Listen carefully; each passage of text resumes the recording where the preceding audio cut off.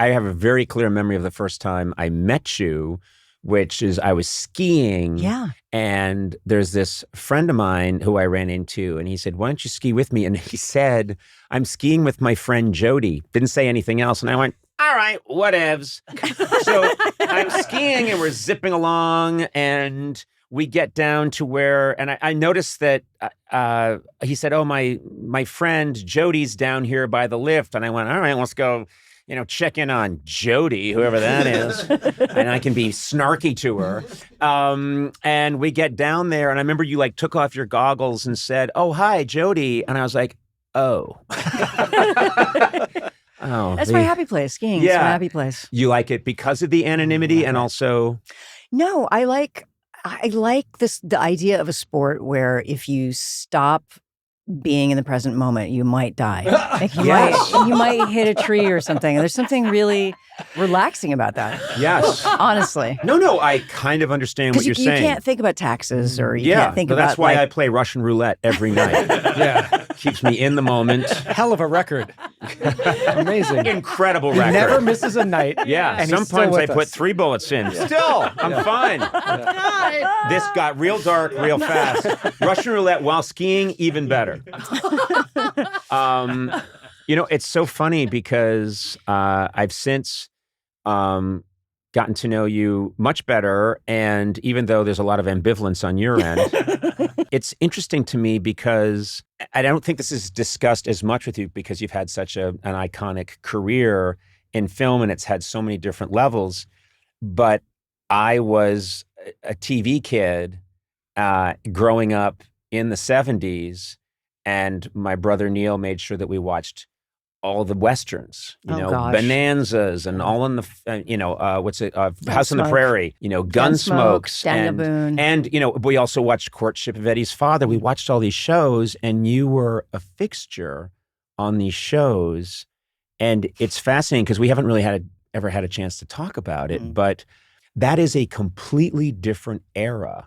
A world where you're on the set of Bonanza. Yeah. And these are iconic shows from, as you know, Matt, from the 50s and 60s and 70s. And I've heard of them too. You've heard of them? I mean, they're iconic, but I don't know how good they were. I mean, I always say... I never said good. Yeah. I was on every kind of bad television show in the 70s. I have a brother, Neil, who watches all these shows. He's got an encyclopedic knowledge of them. And if I, randomly called him and said, oh, I saw Jodie Foster today, he'd say, she was excellent in season 13 of Bonanza. Haas's Lament. Yeah, Haas's Lament. And he would say with guest star, and then he had, Bernie Coppell as the scientist, all these great fixtures. And I would say, okay. And he'll often say to me, did you mention to Jodie? And I'd be like, no! But here you are. Yeah, I know. And now I'm doing it. You did it. I'm doing it.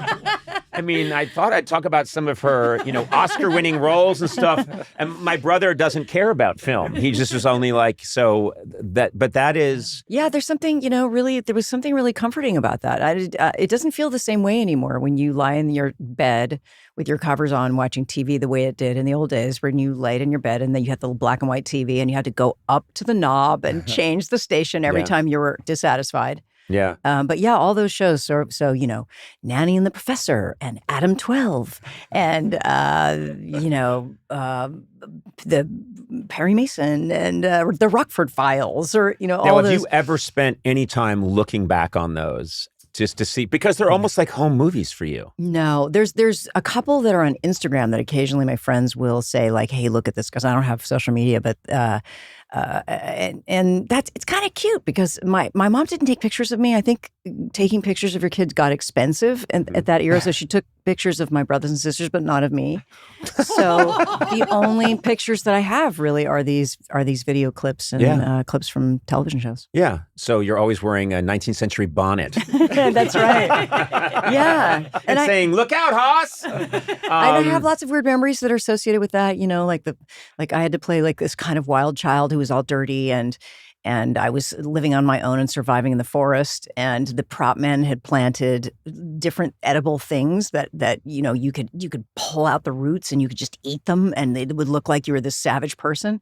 And I remember, going through the weeds in a scene, and I pulled out this thing and I ate a bite of it, and it was fennel. And I was like, oh, this is delicious. Who knew? Who knew there was such a thing as fennel? You know what I would have done? I'd have come back and said to the prop guy, those blackberries are amazing. I didn't plant blackberries. Cut to they're doing CPR on me. I would pick the wrong thing. I know I would. It was a fascinating era. And I think one of the things that has always been clear to me is that your mom did an extraordinary job. And I know it's nature and nurture. A lot of this was who you were. But especially in the early days of late night in the 90s when we were doing our show, we'd do a lot of sketches that would use a kid who would have lines. And I remembered the kids coming up to me like before the show. We did it at rehearsal, and then it's time for everyone to get in makeup, and the audience is loading in, the band's getting ready, the guests are coming here. And these little kids would come up to me and they'd say, Mr. O'Brien, you are truly a legendary luminary in the field of, and I'd look up the hall and I'd see their parents like looking out. It may break my heart, but they had clearly told their kids, you say this, you go up to him, and then he'll have you back. And it's very clear to me that your mom did an extraordinary job. Yeah, I really appreciate her now. I mean, I'm sure I was pretty mad at her in my 30s, like all of us, and then suddenly really started seeing the other side of the other side of the story. I think there was this vicarious thrill for her, is that she wanted me to be all the things that she couldn't be, which is she wanted me to be respected. She didn't want me to be objectified. She wanted me to have a long career, not a short one. She didn't want me to play somebody's just sister, mother, daughter. She wanted me to be central character because she grew up in a pre-feminist time where she didn't have any of those opportunities. Yeah. So it worked, it worked out for me. At the time, were you enjoying the experience? Did you like it? You must have loved being in front of the camera, or were you kind of neutral about it, or even ambivalent? Well, because I don't really remember ever starting, the things I loved being in a community that felt like a family. And honestly, mostly those were brothers and fathers because there really weren't any women around. So I liked being the surrogate daughter to all these guys who taught me how lenses worked, and they taught me how to load the film into the camera, and they would give me marks and they would say, you have to turn on this line. And so I loved the family of making movies. The actual work of being an actor, I had no interest in. And in fact, I just thought it was kind of a dumb job. And that got supported because my mother would say, hey, your career is going to be over when you're 18. So what are you going to do after that? She wasn't wrong. That's pretty much the way it usually works. Most child actors don't work after they're 18. And so they have to come up with, what's their next act. So she was sort of preparing me for that.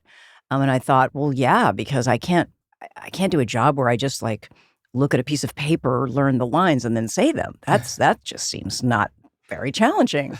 But when I was 12, I did Taxi Driver with Robert De Niro, and something happened. He kind of took me under his wing and explained improvisation and went through, the work with me. And I had this eureka moment where I was like, oh, it's my fault. I have not brought enough to the equation. And this is actually, the exploration of character is really an amazing thing to do for a living that I love, and I love making films, and maybe this is something that I'd want to do. But it wasn't until then, 12, 13. Well, also, to be fair to you, there probably wasn't a lot of let's explore your character and work on improv on Nanny and the Professor. Not really. And not to put those shows down because it's high art, but that's probably how kids felt doing little sketches on our show, Yeah. Conan, when are we going to explore my character? You're not, kid. Say your line and get the hell out of here.